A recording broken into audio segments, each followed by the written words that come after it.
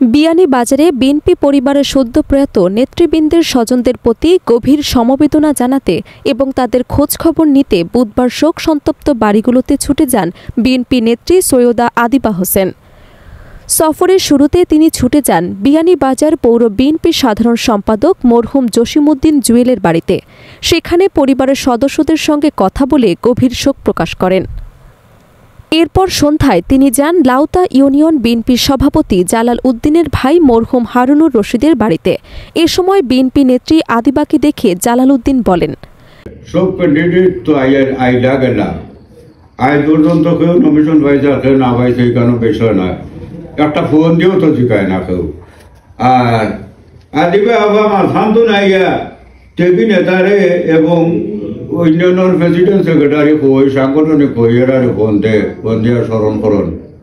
আর বর্তমান যে সিগন্যাল ভাই আইসন তার শেষ তাই তো আমার কাছে একটা ফোন দিয়ে। রাতে তিনি ছুটে যান শেওলা ইউনিয়ন বিএনপির সিনিয়র সহ সভাপতি মোহাম্মদ ফখরুল ইসলামের পিতা মরহুম আলহাজ মাওলানা আব্দুল লতিফের বাড়িতে।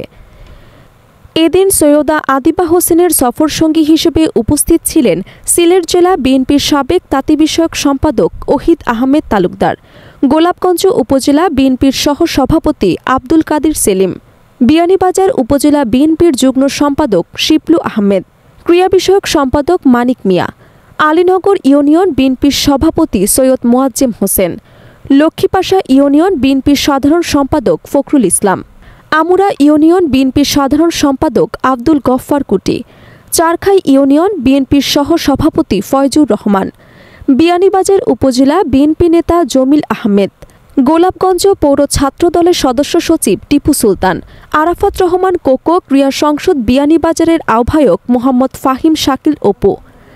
সফরকালে উপস্থিত নেতৃবৃন্দ বিভিন্ন কবরস্থানে গিয়ে মরহুমের রুহের মাগফিরাত কামনা করে জিয়ারত করেন এবং পরিবারের জন্য ধৈর্য এবং সহনশীলতার দোয়া করেন। শম্পা ইসলাম নীলা, জি ভয়েস 24।